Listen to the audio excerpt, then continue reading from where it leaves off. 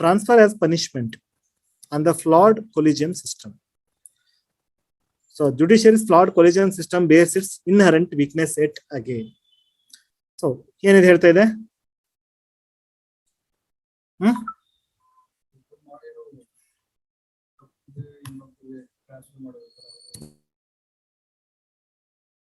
ಒಬ್ರು ಮಾಡಿ ತಪ್ಪು ಇನ್ನೊಬ್ರು ಪನಿಷ್ ಮಾಡಿರ್ತಾರೆ, ಆ ಪನಿಷ್ ಇನ್ನೊಬ್ರಿಗೆ ಟ್ರಾನ್ಸ್ಫರ್ ಅಂದ್ರೆ ಅವರು ಪನಿಷ್ ನ ಅಕ್ಸೆಪ್ಟ್ ಮಾಡ್ತಾರೆ, ಇನ್ನು ಅವ್ರು ಅಕ್ಸೆಪ್ಟ್ ಮಾಡ್ಲಿಕ್ಕೆ ಇನ್ನೊಬ್ರಿಗೆ ಯಾಕೆ ಕಳಿಸ್ತೀರ? Transfer as punishment. ಮೂವಿಗಳೆಲ್ಲ ನೋಡಿಲ್ವಾ ನೀವು? ಸೊ ಇಲ್ಲಿ ಯಾಕೋ ಭಾರಿ ಹಾರಾಡ್ತಿದ್ಯಾ, ನೀರು ನೆರಳು ಇಲ್ದೇ ಇರೋ ಜಾಗ ಕಳಿಸ್ಬಿಡ್ತೀನಿ ನಿನಗೆ ಅಂತ. ಅದೇ ಪನಿಷ್ ಅಂದ್ರೆ ಅಂತಾರೆ, ನಿಂಗೆ ಟಾರ್ಚರ್ ಕೊಡ್ತೀನಿ, ಇಲ್ಲೆಲ್ಲ ನೆಮ್ಮದಿ ಆಗಿದೆಯಾ ಬೆಂಗಳೂರಲ್ಲಿ, ಕಳಿಸ್ತೀನಿ ಬಾ ಗುಲ್ಬರ್ಗಾಕ್ ನಿನಗೆ ಅಂತ. ಓಕೆ, ಒದ್ದಾಡ್ಕೊ ಅಂತ. ಸೊ ಎನಿವೆ, ಇಲ್ಲಿ ನಾವು ಎಕ್ಸಿಕ್ಯೂಟಿವ್ ಬಗ್ಗೆ ಮಾತಾಡ್ತಾ ಇದ್ವಿ, ಇದು ಜುಡಿಷಿಯರಿನಲ್ಲೂ ನಡೀತಾ ಇದೆ. Transfer as punishment on flawed collegium system. Collegium system ಅಂದ್ರೆ ಏನು ಫಸ್ಟ್ ಅದನ್ನ ಅರ್ಥ ಮಾಡ್ಕೊಳ್ಳಿ. ಕೊಲಿಜಿಯಂ ಸಿಸ್ಟಮ್ ಅಂದ್ರೆ ಏನು? Group of judges. ಕೊಲಿಜಿಯಂ ಎಷ್ಟು ಜಡ್ಜಸ್ ಇರ್ತಾರೆ? ಎಷ್ಟು? ಕೊಲಿಜಿಯಂ ಅಲ್ಲ, ಕೊಲಿಜಿಯಂ ಅಲ್ಲಿ 5. 4+1 ಅರ್ಥ ಆಗುತ್ತಲ್ಲ? 5 ಜನ ಜಡ್ಜಸ್ ಇರ್ತಾರೆ ಇದರಲ್ಲಿ ಕೊಲಿಜಿಯಂ ಅಲ್ಲಿ. ಯಾರು ಇವ್ರ 5 ಜನ? ಒಬ್ರು ಚೀಫ್ ಜಸ್ಟಿಸ್. ಕೆಲವೊಂದ್ಸರಿ ಇಷ್ಟೇ ಕೇಳ್ತಾನೆ,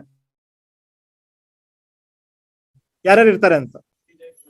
CJ plus 4 senior most judges of the supreme court. ಅರ್ಥ ಆಗುತ್ತಲ್ಲ? ಇಷ್ಟೇ ಇರ್ಬೇಕು ಕೊಲಿಜಿಯಂ ಅಲ್ಲಿ. ಎಕ್ಸ್ಟ್ರಾ ಇರ್ಬೋದಾ? ಎಕ್ಸ್ಟ್ರಾ ಒಪಿನಿಯನ್ ತಗೋಬಹುದು, ಬಟ್ ಇಷ್ಟಂತೂ ಇರ್ಬೇಕು. ಅರ್ಥ ಆಗುತ್ತಲ್ಲ? CJ chief justice of India plus 4 ಸೇರಿ ಇರ್ತಾರೆ. ಸೊ ಏನದ್ರ ಕೆಲಸನ ಏನಕ್ಕದ ಇರ್ತಾರೆ? ಕೊಲಿಜಿಯಂ ಸಿಸ್ಟಮ್ ಪರ್ಪಸ್ ಏನು? Appointment of judges. Very good. Transfer, ಮತ್ತೆ transfer of which judges? High court and supreme court. Supreme court ಅನ್ನಕ್ಕೆ ಇರೋದೇ ಒಂದು ಸುಪ್ರೀಂ ಕೋರ್ಟ್, ಅಂದ್ರೆ ಅಲ್ಲೇನೋ ಇದೇ ಇಲ್ಲ. ಸೊ ಅಪಾಯಿಂಟ್ಮೆಂಟ್ ಮತ್ತೆ ಟ್ರಾನ್ಸ್ಫರ್, ಇಲ್ಲ ಅದೇ ಕ್ವಶನ್. ಯಾರ್ದು? ರಿಮೂವಲ್ ಇಲ್ಲ, ರಿಮೂವಲ್ ಸಪರೇಟ್.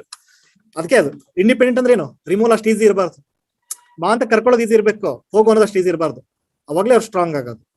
ರಿಮೂವ್ ಮಾಡ್ಬೇಕಂದ್ರೆ ಪಾರ್ಲಿಮೆಂಟೇ ಮಾಡಬೇಕು. So it is very difficult. ಆಯ್ತಾ? ಸೊ ಇಲ್ಲೊಂದು judiciary flawed collegium system. Flawed ಅಂತ ಹೇಳ್ತಾ ಇದ್ದಾನೆ, ಹಂಗಂದ್ರೆ ಏನು? ಸರಿ ಇಲ್ಲ ಅಂತ ಹೇಳ್ತಾ ಇದ್ದಾನೆ. ಯಾಕೆ ಸರಿ ಇಲ್ಲ ಅಂತ ಹೇಳ್ತಿದ್ದಾನೆ?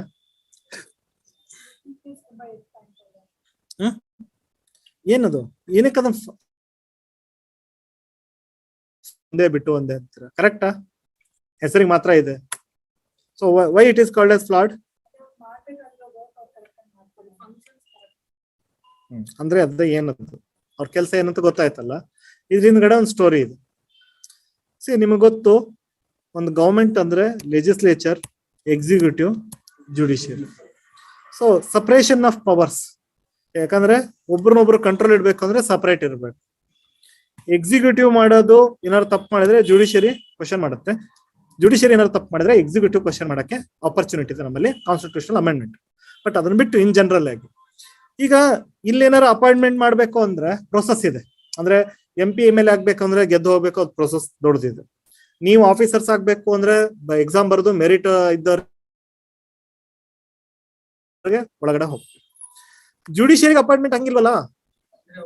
ಈ 4 ಜನ ಪ್ಲಸ್ ಒಬ್ರು, ಅದನ್ನ ಹೇಳ್ತಿರೋದು. ಈ 4 ಮತ್ತೊಬ್ರು 5 ಜನ ಸೇರ್ಕೊಂಡು ಡಿಸೈಡ್ ಮಾಡ್ತಾರೆ ಯಾರು ಅಪಾಯಿಂಟ್ ಆಗ್ಬೇಕು, ಯಾರು ಎಲ್ಲಿ ಟ್ರಾನ್ಸ್ಫರ್ ಆಗ್ಬೇಕಂತ. 5 ಜನ ಮಾತ್ರ ಸೇರಿ. ನಿಮ್ದು UPSC ಸೆಲೆಕ್ಟ್ ಆಗ್ಬೇಕು ಅಂದ್ರ ಎಷ್ಟು TDS ಪ್ರೋಸೆಸ್ ಇದೆ. First level, second level, third level, ಅದು ಯಾವ ಬೆಂಚ್ ಯಾರು ಬರ್ತಾರೆ ಗೊತ್ತಿಲ್ಲ ನಿಮಗೆ. ಸೊ ಅಷ್ಟೊಂದು ಅನ್ಸರ್ಟನಿಟೀಸ್ ಇದೆ. ಫೈಟ್ ಮಾಡ್ತೀರಾ, ಹೋಗ್ತೀರಾ, ವಿನ್ ಆಗ್ತೀರಾ. ಸೊ ಇಲ್ಲಿ 1+4 ಸೇರ್ಕೊಂಡ್ಬಿಟ್ಟು ಎಲ್ಲ ಡಿಸಿಷನ್ ತಗೋತಾರಲ್ಲ ಇವರು. ಸೊ ಯೂಶಲಿ ಏನಾಗುತ್ತೆ ಜುಡಿಷಿಯರಿ ನೋಡ್ತೀರಾ, ಯಾರು ಜಡ್ಜ್ ಇರ್ತಾರೆ ಅವ್ರ ಮಗನೇ ನೆಕ್ಸ್ಟ್ ಲಾಯರ್ ಆಗಿರ್ತಾನೆ, ಅವ್ನು ನೆಕ್ಸ್ಟ್ ಜಡ್ಜ್ ಆಗ್ತಾನೆ. ಸೊ ಈ ತರದೊಂದು ಕ್ಲೋಸ್ ಸರ್ಕಲ್ ಅಲ್ಲಿ ಟಾಪ್ ಅಲ್ಲಿ ಇದ್ದವರೇ ಮತ್ತೆ ಮೇಲ್ ಹೋಗ್ತಾ ಇರ್ತಾರೆ. ಅದಕ್ಕೆ ಗವರ್ಮೆಂಟ್ ಏನ್ ಮಾಡ್ತು, ಸರಿ ಇಲ್ಲ ಇದು, ನಾವು ಅಪಾಯಿಂಟ್ಮೆಂಟ್ ನಾವು ಮಾಡ್ತೀವಿ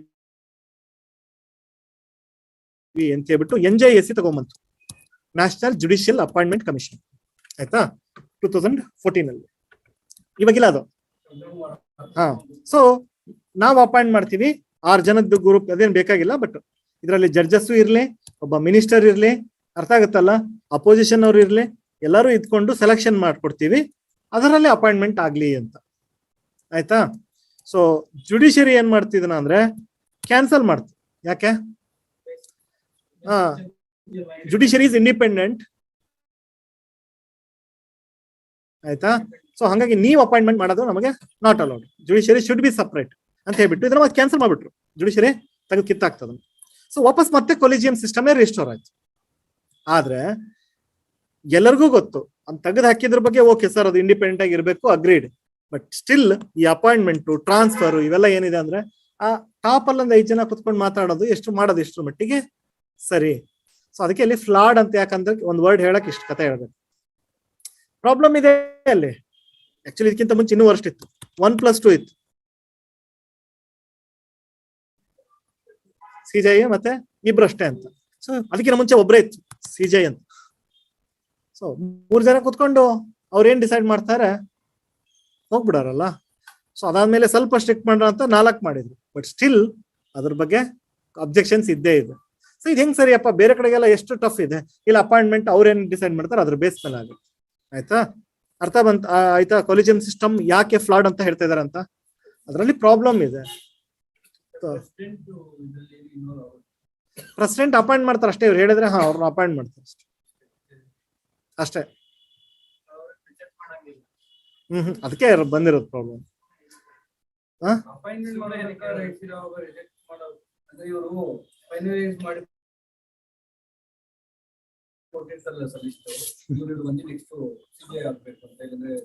ಸಿಜೈ ಆಪ್ಷನ್ ಇಲ್ಲ. ಸೀನಿಯರ್ ಮೋಸ್ಟ್ ವಿಲ್ ಬಿಕಮ್ ಸಿಜೈ ಅಷ್ಟೇ. ಮತ್ತಲ್ಲೇನು ಪ್ರೊಸೆಸ್ ಇಲ್ಲ. ಸೀನಿಯರ್ ಮೋಸ್ಟ್ ಯಾರು ಇರ್ತಾರಲ್ಲ ಲಾಯರ್ ಅವ್ರೇನೆ ಅಲ್ಲ, ಸೀನಿಯರ್ ಮೋಸ್ಟ್ ಜಡ್ಜ್ ಯಾರು ಇರ್ತಾರ, ಲಾಯರ್ ಅಲ್ಲ, ಜಡ್ಜ್ ಇರ್ತಾರಲ್ಲ ಅವರೇ ಸಿಜೈ ಆಗ್ತಾರೆ. ಅಲ್ಲ, ಸೀನಿಯರ್ ಮೋಸ್ಟ್ ಅಂತ ವರ್ಡ್ ಯೂಸ್ ಮಾಡ್ತೀನಿ. 33 ಜನ ಇರ್ತಾರಲ್ಲಿ, ಅದ್ರಲ್ಲಿ ಒಬ್ರು ಸೀನಿಯರ್ ಯಾರು ಇರ್ತಾರ ಅವರು. ಯಾವ್ದು? ಸರ್ವಿಸ್. ಅಲ್ಲಿ ಮತ್ತೆ ಆರ್ಗ್ಯುಮೆಂಟ್ ಆಗಿತ್ತು ಅದ್ರ ಬಗ್ಗೆನು. ಅಂದ್ರೆ ಸರ್ವಿಸ್ ಮೇಲೆ, ಯೂಶಲಿ ಸರ್ವಿಸ್ ಮೇಲೆನೆ ಆಗುತ್ತೆ. ಆಯ್ತಾ? ಸೊ ಅದಕ್ಕಿಂತ ಮುಂಚೆ ಏನ್ ಮಾಡಿದ್ರು ಇಂದಿರಾ ಗಾಂಧಿ ಮೇಡಮ್, ಕಡಿಮೆ ಅಂದ್ರೆ ಸೀನಿಯಾರಿಟಿ ಲಿಸ್ಟ್ ಬಿಟ್ಟು ಕೆಳಗಡೆ ಇದ್ದವ್ರನ್ನ ಸಿಜೈ ಅಂತ ಮಾಡಿದ್ರು. ಅವಾಗ ಡಿಸಿಷನ್ ಆಯ್ತು, ಇಲ್ಲ ಸೀನಿಯರ್ ಮೋಸ್ಟ್ ಇದ್ದವ್ರು ಮಾತ್ರನೇ ಸಿಜೈ ಮಾಡ್ಬೇಕು. ಅರ್ಥ ಆಯ್ತಾ? Okay. So the most obvious aspect of functioning of collegium system of judicial appointments and transfers is its opaqueness. ಅರ್ಥ ಆಯ್ತಲ್ಲ? ಒಳಗೆ ಏನ್ ನಡೀತಾ ಇದೆ ಅನ್ನೋದು ಯಾರಿಗೂ ಕಾಣಲ್ಲ. ಅದೇ ಪ್ರಾಬ್ಲಮ್ ಇದ್ರದ್ದು. ಒಂದು ಪ್ರಿಲಿಮ್ಸ್ ಕ್ವಶನ್ ಆಗುತ್ತೆ, ಅದ್ರ ಕೆಲಸ ಏನು ಅಂತ ಗೊತ್ತಾಗುತ್ತೆ. ಕೊಲಿಜಿಯಂ ಕೆಲಸ ಏನು? ಅಪಾಯಿಂಟ್ಮೆಂಟ್ ಮತ್ತೆ ಟ್ರಾನ್ಸ್ಫರ್ಸ್. ಸೊ ಅದು ಒಪೇಕ್. ಹೆಂಗ್ ಕೆಲಸ ಮಾಡ್ತೀಗ? ನಿಮ್ದು UPSC ನಲ್ಲಿ RT ಹಾಕಿದ್ರೆ ಹೌದು ಇವರು ಪ್ರಿಲಿಮ್ಸ್ ಪಾಸ್ ಆಗಿದ್ರೆ ಇಂಥ ಇಯರ್ ಇಷ್ಟು ಮಾರ್ಕ್ಸ್ ಬಂದಿತ್ತು, ಎಲ್ಲ ಡೀಟೇಲ್ಸ್ ಇದೆ. ಬಟ್ ಇಲ್ಲಿ ಹೆಂಗ್, ಯಾವ ಬೇಸ್ ಮೇಲೆ ನೀವು ಅವ್ರನ್ನ ಮಾಡ್ತಿದ್ದೀರಿ? ಇಲ್ಲ. Decisions that have no explanation or can only be explained in terms of one's own perception about the functioning of the judge affected by it have become quite common. So ಹೆಂಗ್ select ಮಾಡಿದ್ರಿ ಅಂದ್ರೆ ಅವ್ರವ್ರದೇ ಅಂತ ಹೇಳ್ತಾ ಇದಾರೆ. ಅದಕ್ಕೆ proof ಇಲ್ಲ, evidence ಇಲ್ಲ. ನಿಮ್ದಾದ್ರೆ ನೋಡಿ, ಇಲ್ಲಿ ಮಾರ್ಕ್ಸ್ ಇಷ್ಟು ತೆಗೆದಿದ್ದಾರೆ, ಪ್ರಿಲಿಮ್ಸ್ ಅಲ್ಲಿ ಇದೆ, ಮೇನ್ಸ್ ಅಲ್ಲಿ ಹಿಂಗ್ ತೆಗೆದಿದ್ದಾರೆ, ಎಲ್ಲದಕ್ಕೂ ಪ್ರೂಫ್ ಇದೆ, ಮೆರಿಟ್ ಅನ್ನೋದಕ್ಕೆ. ಅಲ್ಲಿ ಆ ತರದ್ ಇಲ್ವೇ ಇಲ್ಲ. ಓಕೆ. ಸೊ ಇಲ್ಲಿ ಏನಾಯ್ತು ಅಂದ್ರೆ, ಇದು ನ್ಯೂಸ್ ಬರೆಯಕ್ಕ, ಇದು ಆರ್ಟಿಕಲ್ ಬರಕ್ಕೆ, chief justice of the Madras high court Sanjeev Banerjee has been abruptly transferred to the head of Meghalaya High Court. Okay. So ಏನಕ್ಕೆ chief justice of Madras high court ಯಾಕೆ ಟ್ರಾನ್ಸ್ಫರ್ ಮಾಡಿದ್ರು? ಮೇಘಾಲಯ ಹೈಕೋರ್ಟ್ ಅಲ್ಲಿ ಬೇರೆ ಜಡ್ಜ್ ಇರ್ಲಿಲ್ವಾ? ಅವರನ್ನೇ ಪ್ರಮೋಟ್ ಮಾಡಿ ಸಿಜೈ ಅಂದ್ರೆ ಚೀಫ್ ಜಸ್ಟಿಸ್ ಮಾಡ್ಬೋದಿತ್ತು. ಏನಕ್ಕೆ ಮಾಡಿದ್ರು? Second such instance. ನಾವು ಬೇರೆ ಜಡ್ಜ್ ಅನ್ನ ಟ್ರಾನ್ಸ್ಫರ್ ಮಾಡಿದ್ರೆ ಈ ಕ್ವಶನ್ ಮಾಡ್ತಿರ್ಲಿಲ್ಲ. ಈಗ ಇಲ್ಲಿ ಮದ್ರಾಸ್ ಹೈಕೋರ್ಟ್ಗೆ ಹೆಡ್, ಅವರನ್ನೇ ಕಳ್ಸಿದ್ರೆ ಇಲ್ಲಿ ಇನ್ನೊಬ್ರನ್ನ ಹೆಡ್ ಮಾಡ್ಬೇಕಾ? ಡಬಲ್ ಕೆಲಸ ಅಲ್ವಾ ಅದು? ಯಾಕಂಗ ಅಂದ್ರೆ ಏನೋ ಒಂದು ಇಂಟೆನ್ಷನ್ ಇದೆ ಅಂತ. ಬೇರೆ ಜಡ್ಜ್ ಕಳಿಸ್ಬೋದಿತ್ತಲ್ಲ ಅಲ್ಲಿಗೆ. ಇವ್ರಿಗೆ ತೊಂದರೆ ಆಗ್ತಿರ್ಲಿಲ್ಲ ಸಿಜೈಗೆ. So head of the court with a sanction complement of 75 judges being asked to take over court with a strength of 4. So ಹಿಂದೆ ಆಗಿದ್ದು ಒಂದು ಎಕ್ಸಾಂಪಲ್. ಹಿಂದೆ ಒಬ್ರು ಜಡ್ಜ್ ರಿಸೈನ್ ಮಾಡಿದ್ರು, ಮದ್ರಾಸ್ ಇಂದ ಅವ್ರನ್ನೂ ಮೇಘಾಲಯ ಹೈಕೋರ್ಟ್ ಹಾಕಿದ್ರು, ಅದೇ ತರನೇ ಹಾಕಿದ್ರು. Okay. When she was the country senior most chief justice ಅಂತ ಅವ್ರನ್ನ ಅಲ್ಲಿಗೆ ಹಾಕಿದ್ರು. ಏನಕ್ಕೆ ಹಿಂಗ್ ಮಾಡ್ತಾ ಇದಾರೆ?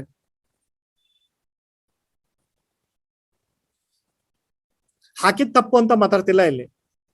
ಪವರ್ ಇದೆ ಹಾಕಿದ್ದಾರೆ. ಯಾಕೆ ಹಾಕ್ತಿದ್ದಾರೆ? ಬೇರೆ ಆಪ್ಷನ್ ಇದೆ ಅವ್ರಿಗೆ, ಇಲ್ಲ ಅಂದ್ರೆ ಓಕೆ ಬಿಡಪ್ಪ ಕಳಿಸಿದ್ದಾರೆ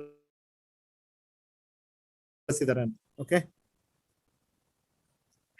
ಸೊ ಇದು ಕ್ವಶನ್ ಆಗುತ್ತೆ ಪ್ರಿಲಿಮ್ಸ್ ಅಲ್ಲಿ. ಯಾರಿಗೆ ಪವರ್ ಇದೆ ಟ್ರಾನ್ಸ್ಫರ್ ಮಾಡೋದಕ್ಕೆ ಅಂತಂದ್ರೆ ಯಾರಿಗಿದೆ? Chief justice of India power ಇದೆ. ಇಷ್ಟೇ ಪ್ರಿಲಿಮ್ಸ್ ಕ್ವಶನ್ ಆಗುತ್ತೆ. ಕೊಡ್ತಾನೆ chief justice of India, president, ಈ ತರ ಕೊಡ್ತಾನೆ. ಅಥವಾ chief justice of headed by collegium, ಯಾವ್ದು ಕರೆಕ್ಟು? ಹೆಡೆಡ್ ಬೈ ಕೊಲಿಜಿಯಂ ಇನ್ನು ಕರೆಕ್ಟ್ ಆನ್ಸರ್.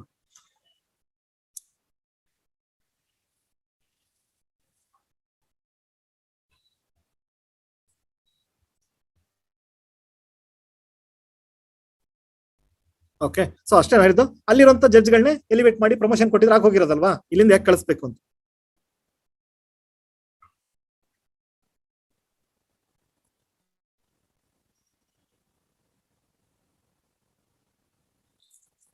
ಉಳಿದಿದ್ದೆಲ್ಲ ಇಂಪಾರ್ಟೆಂಟ್ ಇಲ್ಲ, ಅದೇ ಅಲ್ಲಿ ಏನೋ ಇಂಟೆನ್ಷನ್ ಇದೆ. ಇಲ್ಲಿ ಒಂದಿದೆ ನೋಡಿ, ಇದೊಂದು ಕಂಡೀಷನ್ ಇಂಪಾರ್ಟೆಂಟ್. ಆ ಚೀಫ್ ಜಸ್ಟಿಸ್ ಹೈಕೋರ್ಟ್ ಅವ್ರು ಅಲ್ವಾ, ನೆಕ್ಸ್ಟ್ ಅವ್ರಿಗೆ ಆಪ್ಷನ್ ಏನಿದೆ? ಸುಪ್ರೀಂ ಕೋರ್ಟಿಗೆ ಜಡ್ಜ್ ಆಗಿ ಬರಬಹುದು. Okay, if a chief justice is not in line for an elevation of Supreme Court, legitimate question arises whether there was a sufficient reason to transfer the incumbent. See, eligibility ಇದ್ದಂದ್ರೆ supreme court ಕರ್ಕೊಂಡಿದ್ದು ಯಾರು question ಮಾಡಲ್ಲ, ಯಾಕಂದ್ರೆ ಅದು position ಮೇಲೆ.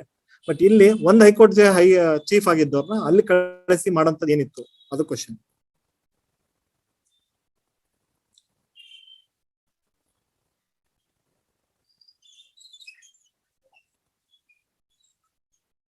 Okay, ಉಳಿದಿದ್ದೇನು important ಅಲ್ಲ, question ಇಷ್ಟೇನೆ. So ಹಂಗಾರೆ ಅವ್ರಿಗೆ ಅದು ಕಳಿಸ್ತಾ ಇರೋದೇನೋ ಪನಿಷ್ಮೆಂಟ್ ಅಂತನಾ? ಯಾಕಂದ್ರೆ ಆತರ ಮಾಡ್ತಿದ್ದಾರೆ ಯಾವ್ದೋ ಒಂದು ಕೇಸ್ ಇವ್ರಿಗೆ ಇಷ್ಟ ಬಂದಂಗೆ ಹ್ಯಾಂಡಲ್ ಮಾಡಿಲ್ವಾ ಮತ್ತೊಂದು, ಸೊ ಸಸ್ಪಿಷನ್ ಬರುತ್ತೆ. ಅದೇನು ಅಂತ ತಿಳ್ಕೊಳಕ್ಕೆ ನಮಗೆ ಏನೋ ಒಪೇಕ್ ಒಳಗಡೆ ಏನಿದೆ ಅಂತ ಗೊತ್ತಾಗ್ತಾ ಇಲ್ಲ, ರೈಟ್? ಸೊ ಅದನ್ನ ಹೇಳ್ತಾ ಇದೆ ಅಷ್ಟೇ. ಐಡಿಯಾ ಬಂತ ಇದು?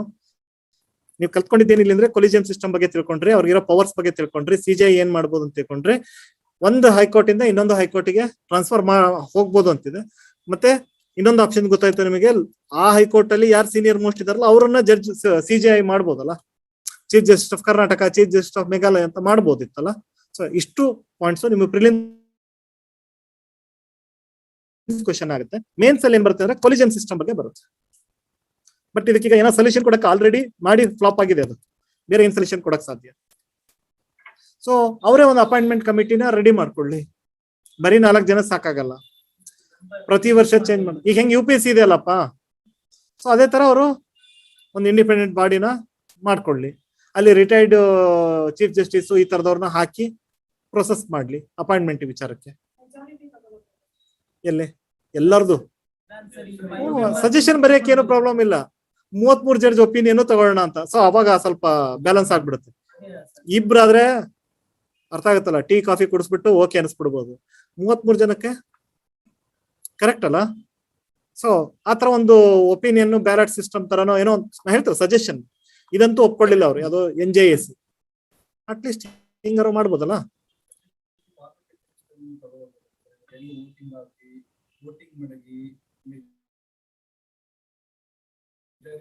ಅದೇ ನಾನು ಹೇಳಿದ, ಅಲ್ಲಿ ಇಲ್ಲಲ್ಲ, ಇಲ್ಲಿ ಬರಂಗಿಲ್ಲ, ಅಂದ್ರೆ ಅವ್ರು ಒಪ್ಕೊಂಡಿಲ್ಲ ಇಂಡಿಪೆಂಡೆಂಟ್. ಸೊ ಅಲ್ಲಿ ಒಂದು ಏನೋ ಹೆಂಗ್ UPSC ಹ್ಯಾಂಡಲ್ ಮಾಡ್ತಲ್ಲ ಹಂಗೊಂದು ಬಾಡಿ ಸೆಟಪ್ ಮಾಡಿ, ಕೊಲಿಜಿಯಂ ಅಲ್ಲಿ 4+1 ಇದಾರೆ, ಆಯ್ತಾ? ಸೊ ಪೂರ್ತಿ ಇದನ್ನ ಮಾಡ್ಕೊಳ್ಳಿ, ಅಲ್ಲೇ ಇರ್ತಾರ, ಏನ್ ದಿನ ಬರ್ಬೇಕು ಕಷ್ಟ ಅಂತೇನಿಲ್ಲ. 33 ಜನ ಅಲ್ಲೇ ಇರ್ತಾರೆ, ವೋಟಿಂಗ್ ಸಿಸ್ಟಮ್ ತರ ಮಾಡಿಸ್ಲಿ, ಅವ್ರವ್ರದ್ದೆಲ್ಲ ಡೀಟೇಲ್ಸ್ ಅನ್ನ ಪರ್ಸನಲಿ ಎಲ್ಲರಿಗೂ ಕೊಟ್ಟು. ಸೊ ಅವಾಗ ಮೆಜಾರಿಟಿ ಬಂದವ್ರಿಗೆ ಏನ್ ಡಿಸಿಷನ್ ತಗೋಬೇಕು ಅಂತಿದ್ರೆ ಅದಾಗ್ಲಿ, ಪಾಸ್ ಆಗ್ಲಿ, ಸಮಥಿಂಗ್ ಲೈಕ್ ದಟ್. ಯಾಕಂದ್ರೆ ಇದನ್ನಂತೂ NJAC ಬೇಡ ಅಂತ ಹೇಳಿದ್ರಲ್ಲ ಅವರು. ಓಕೆ.